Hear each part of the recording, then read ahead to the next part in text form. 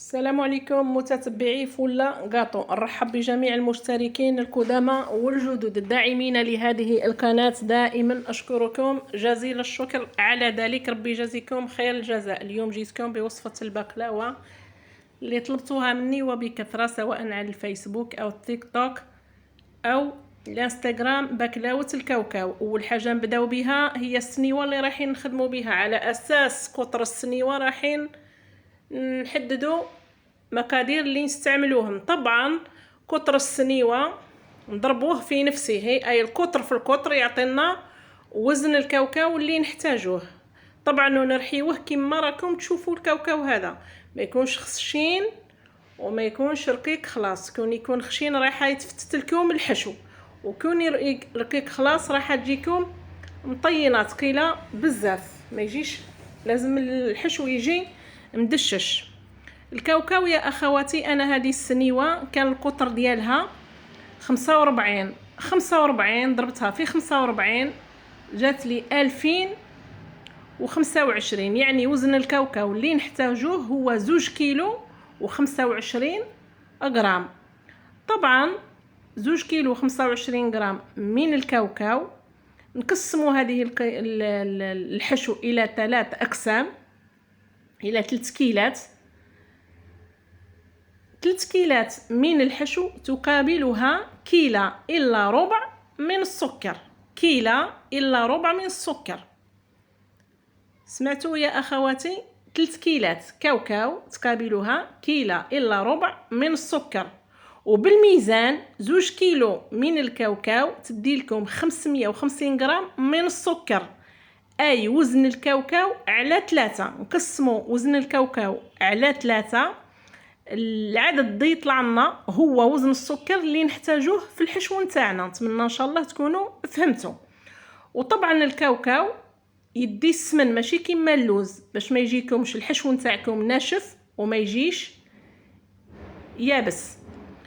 كل 200 غرام من الكاوكاو نحطوا لها مغرفه من السمن. هنايا طبعا كانت عندنا 2000 غرام، أي بمعدل 2 كيلو من 2 كيلو من الكاوكاو عفوا. حطيت لها 10 مغارف من السمن، وطبعا وملعقة فانيلا. ونخلطوا الحشو نتاعنا قبالة. الحشو طبعا نجبعوه بماء الزهر. ماء الزهر هنايا استعملت 220 ملي لتر. حطيت 220 ملي لتر في الكاوكاو. علاش؟ لانه الكاوكاو يشرب ماشي كيما اللوز. تحطوا هذه الكميه من ماء الزهر وتوعيوه الى جهه حتى ينشف باش يستعملوه وتشوفوه. كون يجيكم الحشو يشرب بزاف ويجيكم الحشو ناشف، على بها الطبقات الفوقانيين يطيروا لكم. اخوات بزاف يسقسيو علاش كيطيروا لنا الطبقات اللي يجيو من الفوق تاع البقلاوه. كيطيروا ببساطه لانه الحشو نتاعكم كيكون ناشف بزاف. كي تحطوا العجينه ما كتجيش شابطه فيه. ان شاء الله يا ربي تكونوا استفدتوا من هذه الحشو. ثم الحشو خليوه مشمخ شويه، ماشي مشمخ، خليوه ديروه مشمخ شويه بزياده وعيوه دكوطي. خليوه حتى يشرب، ما تستعجلوش العمليه باش تجيكم البقلاوه نتاعكم مليحه. ننتقلوا هنايا للعجينه. طبعا العجينه هي 3 كيلات فرينه، 3 كيلات ونص من الفرينه. 3 كيلات ونص من الفرينه. طبعا النصف كيلة هذيك المتبقيه راح نكملوها بالنشا، معناتها يوليو عندنا 4 كيلات. 4 كيلات 3 كيلات كاملين، 3 كيلات ونص كاملين من الفرينه. النصف المتبقي من الكيلة راح نعمروه بالنشا. طبعا النشا هذاك يا اخواتي علاش نستعملوه؟ لانه يكسر ليدام، ما يخليش البقلاوه نتاعنا تجي رطبه. البقلاوه ما تجيش رطبه، ما راهيش طمينه، تجي شاده روحها باش تجي بنينه. طبعا معاها مغرفه نتاع الملح. المغرفه نتاع الملح طبعا باش ما تفسدناش الماشينه كي نعودوا نهبطوا فيها. نحطوا لها شويه ماء الزهر ونخلطوها هكذا باش تذوب، ما نضيفوهاش ديريكت في لافارين تاعنا. ومغرفه من الفانيلا. نخلطوا مليح المقادير نتمنى ان شاء الله يا ربي يكون الشرح وافي قدر الطلبات اللي طلبتوني فيهم. نحطوا ندخلوا الفانيلا والفارينه والنشا في بعضهم، ونحطوا السمن تاعنا. السمن هذوك 4 كيلات يديو لنا كيلة من السمن. 4 كيلات مخلطين بين الفارينه والنشا يديو كيلة من السمن، وحبة بيض نحطوها في الوسط، ونزيدو نفرغو ماء الزهر هذاك دي فيه الملح طبعا، ما نهبطوش الملح هذيك تكون خشينه راح تفسد لنا العجين كي نعودو نصبطو فيه في لا ماشين. نحطو ماء الزهر ونجمعو الخليط نتاعنا. كي تحطو ماء الزهر في النص نتاع السمن، كي تجمعوه ما يديروا لكمش هذوك الحبيبات او لي غريمون هذوك. العجينه نتاعكم تجي ملسه، ولكن لو تحطوا السمن وحده ومن بعد تعاودوا تصبوا ماء الزهر، في هذه الحاله طبعا يديروا لي غريمون ويديروا هذوك الحبيبات اللي كتصبطوهم تعذبكم في الصبيط نتاع البقلاوه نتاعكم. نجمعوا الخليط بخليط من الماء وماء العجين بخليط من الماء وماء الزهر حتى نتحصلوا على عجينه ما تكونش جاريه طبعا وما تكونش عاصيه. كون تكون جاريه طبعا ما تقدروش تخدموها لانها تعبكم، خاصه المبتدئات. كي نعجنوها بالطريقه هذه ما تعجنوهاش وتقطعوها يا البنات كما درت انا، ما تعجنوهاش وتقطعوها، لازم تعجنوها كما المسمنات كما المعارك. نقسموا العجين ديالنا، عجنوها هكذاك لمده 2 دقائق 3، صا ديبون كل وحده وطريقه العجن نتاعها والقوه اللي عندها باش تقدر تعجن. نقسموها طبعا الى 9 كويرات، لان رايحين نحطوا في الاسفل 5 ومن فوق نحطوا 4. نجيبوا الكويرات نتاعنا مورلا قسمناهم وارتاحوا، خليناهم يرتاحوا على الاقل الساعه هما يرتاحوا. نديروا البلون طرافاي بالنشا ونصبطوا العجين نتاعنا بالطريقه كما راكم تشوفوا، باش من بعد نعديوه وبعدين نعديوه في الاله. انا نصبط في الاله، وحقيقه الامر الصبيط نتاع الاله ونتاع اليد يفرق. تاع الاله يجيو الورقات ماصه، كتجي رقيقه بزاف، وكيجي رقيقه بزاف تجي البقلاوه بنينه. نخليوهم يزيدوا يرتاحوا هذوك اللي صبطناهم. علاش نخليوهم يرتاحوا؟ باش كي نصبطوهم يصبطوا بسهوله، يعطيونا الطوع في الخدمه. نصبطوهم في الاله كما راكم تشوفوا. نبداو بالرقم من الرقم حتى نخلصوا في الرقم 6. كي نوصلوا للرقم 6 هي تعتمد على الاله، كل واحد كل وحده ولا ماشين اللي عندها. انا لا ماشين نتاعي في الرقم 6، لو كان نزيد للرقم 7 تجي رقيقه بزاف وتتقطع، ما نقدرش نهزها. طبعا جبدوها هكذا كما راكم تشوفوا، هاي شفافه خلاص العجينه. شفتوا الطريقه الاولى كيش حطيناها في الطبقه الاولى؟ الطبقه الثانيه طبعا تجي مخالفه للطبقه الاولى، ما نحطوهمش في نفس الاتجاه كما راكم تشوفوا. وطبعا بين الطبقتين الاولى والثانيه ما ندهنوش باش كي نجيو نقصوها، خاصه المبتدئات، ماشي الطبقه السفليه تقعد في السني. يقول لك انا كي نهزها الطبقه السفليه تقعد لي في السني، تقعد لك في السني لانكم كيدهنوا بيناتهم، ما تدهنوش بين الطبقتين السفليتين. وكي تحطوهم حطوهم في اتجاهين مختلفين متعاكسين هكذا، ولصقوا بينات بعضهم حتى نخلصوا البقلاوه نتاعنا. البقلاوه هنايا انا شي اللي يهمني فيها بزاف هو الحشو. كي نوصلوا للطبقتين نديروا 2 طبقات. طبعا قبل ما نحطوا الطبقه الثالثه ندهنوا مليح بالسمن. والبقلاوه تاع الكاوكاو تتطلب السمن لانها تنشف وتيبس، ماشي كيما نتاع اللوز. الكاوكاو يتطلب السمن باش يجي طري، ما يجيش كيما ماشي تغركوها، ولكن حطوا كميه مليحه. هنايا شوفوا كي زيد تعاود تنخدم، زيد حطيتهم في الاتجاه المعاكس للطبقه الثانيه، ما حطيتهمش في نفس الاتجاه. علاش؟ باش تجينا باش تشد لنا البقلاوه تاعنا وكي نقصوها ما تفتتش. طبعا وهكذا حتى نكملوا حتى نوصلوا للحشو. نحطوا 5 طبقات. طبعا الحشو ديالنا طبعا كما قلت لكم تكونوا خليتوه ان بون مومون وهو يرتاح باش يشرب هذاك ماء الزهر. وكون يبان لكم الناشف بزاف زيدوا له شويه ماء الزهر، بخوه شويه اونزي غير راكم تبخوا في كسكس.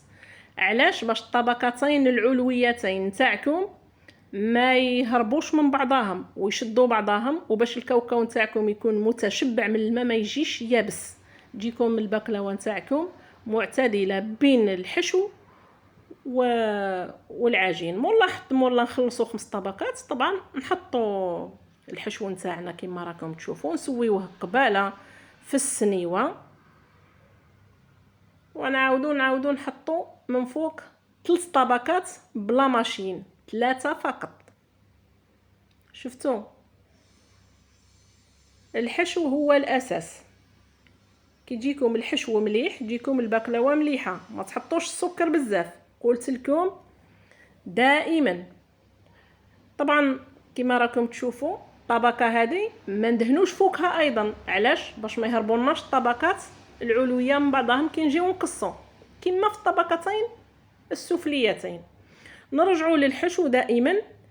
الحشو كميه الكاوكاو او اللوز اللي رايحه تستعمل تقسمها على 3. كما هنايا انا 2 كيلو حطيت لها 550 غرام، يعني 2 كيلو بالتقريب 550 غرام. ما يجيش فيها السكر بزاف باش ما يبسلكمش الحشو وما يجيش محجر. شفتوا البنات كي ديرنا 3 طبقات هذوك دي من فوق. الطبقه الرابعه طبعا نديروا الشرائط هذو كما راكم تشوفوا ونحطوهم ملتقيين لبعضهم، نلقيوهم في بعضهم قباله. علاش؟ باش نعاودوا نصبطوهم مليح ونحطوهم في الطبقه هما الطبقه العلويه، تجي رقيقه وتجي مليحه. ومام طون خير من اللي تصبط بيدك. اللي تصبطها بيدك حقيقه الامر ما تجيش كيما نتاع لا ماشين تقعد خشينه مهما تصبط باش تصبط. وايضا الانسان يحافظ على صحته، خاصه وانهم هادو الماشينات عادو كاين اللي عندها الموتور هذاك ما تعبك ما والو، ركب الموتور في لابريز وخدم، حط العجينه تاعك وهي تمشي وحدها. نلصقوا الطبقات هذوك مليح، نصبطوهم مليح كما راكم تشوفوا، ومن بعد نهزوهم القنوط او الساله اللي يكون كبر من السنين تاعنا طبعا باش نقدروا نهزوها ونحطوها فوق البقلاوه. طبعا شفتوا ما دهنتهاش الطبقه العلويه تاني، ما ندهنوهاش بين الطبقتين العلويتين، ما ندهنوش بينات بعضهم باش ما يهربوناش، وما نكثروش النشا بزاف خاصه في الطبقات العلويه. ما تكثروش النشا كي تعودوا تصبطوا فيهم، لانه النشا يساهم في التورك نتاع الطبقات ويزيد يكسر لكم ليدام بزاف، تجيكم البقلاوه يابسه والطبقات يهربوا من بعضهم. هذه هي النصائح اللي قدرت نمدها لكم. نتمنى ان شاء الله نكون وفيت وما نسيت حتى شيء، خاصه الحشو ثم الحشو ثم الحشو. خدموه بالطريقه اللي قلت لكم عليها.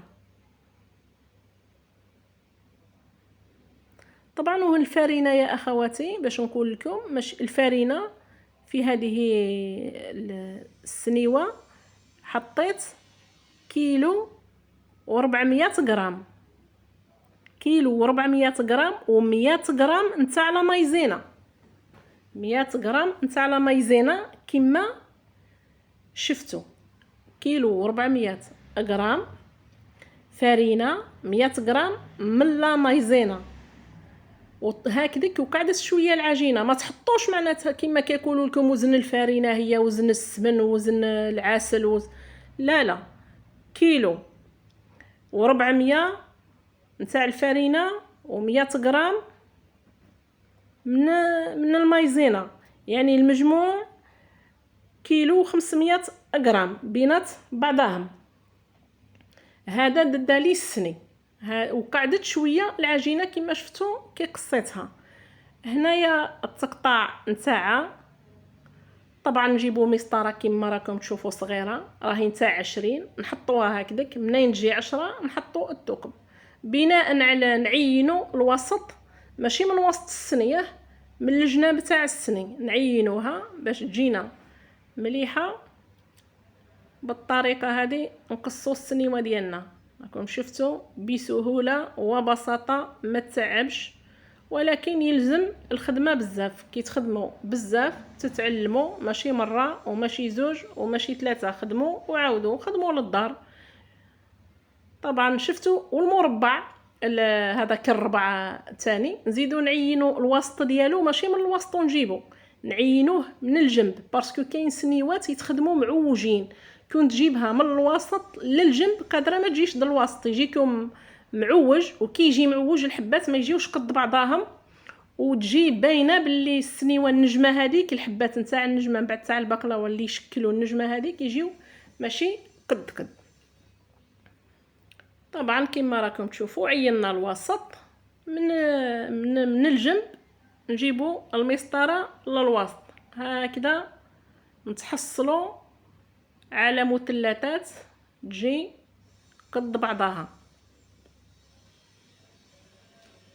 شوفوا كما راكم تشوفوا، انا ما نديرها لكمش كامله، ما نوري لكمش لا فيديو تاع القصه كامله لانها لا فيديو تجي طويله بزاف.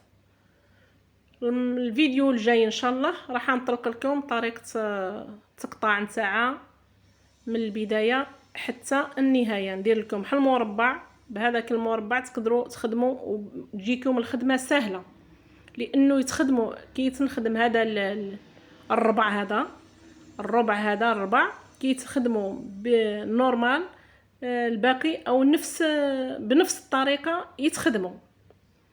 شفتوا مسطره نتاع 20 باش ما يجيكمش الحبات كبار بزاف، يجيو الحبات ملاح ويجيو مقدودين. استعملوا المسطره نتاع 20 تساعد قباله في الخدمه، تاع 20 سنتيمتر، هذه نورمال من المكتبه تشريوها. شفتوا كيش قصيناها؟ كل مثلث ما عنديش كيش نشرح لكم، والله ما لقيتش. تفرج هذه بالعين، الانسان يتفرج بعينه ويخدم.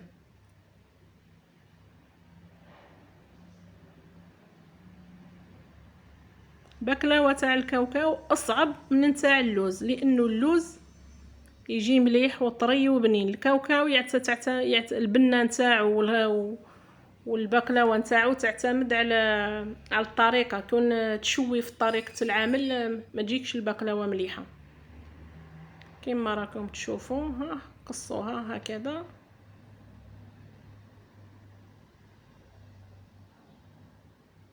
راني راح نخلي لكم في صندوق الوصف المقادير داتهم لي السني هذا بكل تفصيل.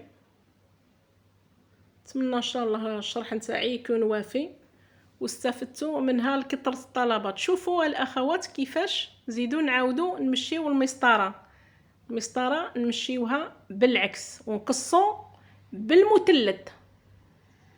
شفتوا نبداو من الوسط نتاع المثلث، من هذاك التريدين ديالنا في النص، ونجيبوا للشط نتاع البقلاوه باش يجيو من بعد. تشوفوا كيفاش باش يجيوكم البقلاوات قد وتجي الرسمه كي تنخزر مع السني تجيكم نفس الرسمه، ما تجيش حبه زايده على اختها.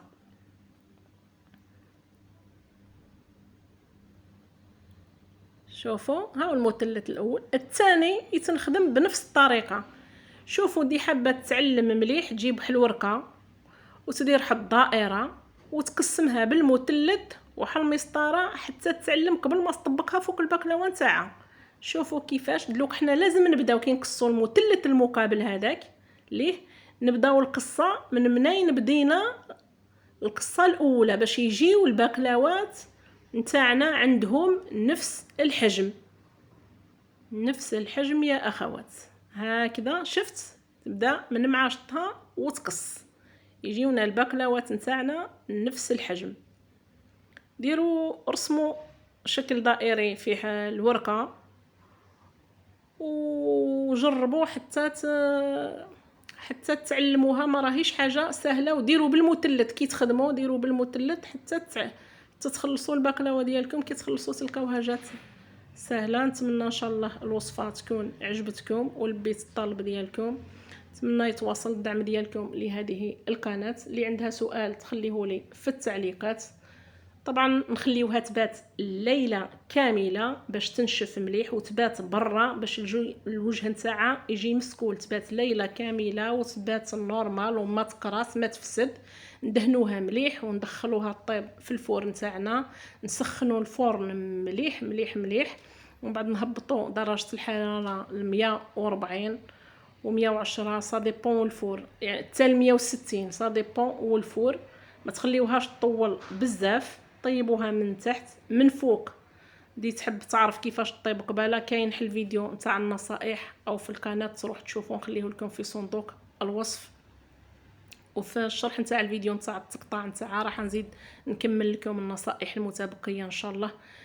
يا ربي ان شاء الله تكون عجبتكم. نتلاقاو في رعايه الله وحفظه، والسلام عليكم ورحمه الله تعالى وبركاته.